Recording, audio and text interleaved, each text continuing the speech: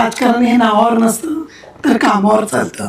वंदनाताई, तुमचं राजकीय आयुष्य कुटुंब केंद्रित पक्षातून सुरू झालं आणि आज तुम्ही शिवसेनेत राज्यस्तरावर आहात.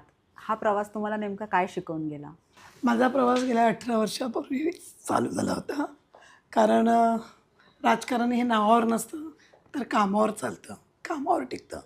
आणि मी गेल्या 2007मध्ये जेव्हा आमचा स्वतःचा घरचा पक्ष होता, आमचे कुटुंबप्रमुख आदरणीय डॅडी आणि त्यांच्या पक्षातून मला पहिल्यांदा 2007ला नगरसेविका बनण्याची संधी मिळाली.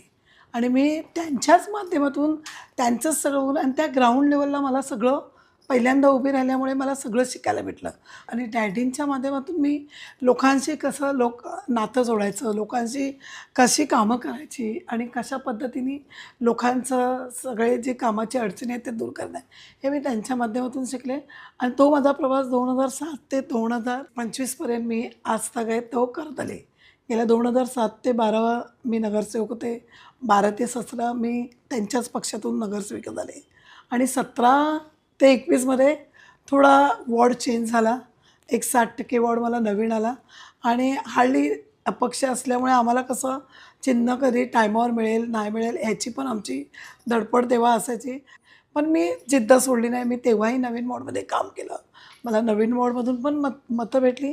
पण थोड्या मताने मी त्या टायमाला 17ला मी थोडी गेले. पण जिद्द सोडली नाही. हा माझा प्रवास आहे. लास्टच्या 3 वर्षात मग मी 2023ला आय थिंक मी शिवसेना पक्षात पदार्पण केलं. पक्षात गेल्यानंतर हिंदू हृदय सम्राट बाळासाहेब ठाकरे, स्वर्गीय आनंद दिघे साहेब आणि आमचे लाडक्या बहिणींचे नेते उपमुख्यमंत्री एकनाथजी शिंदे यांच्या विचारांच्या कामावर मी त्या व्यासपीठावर ती कामं मी करत आले आणि अजून करत आहे.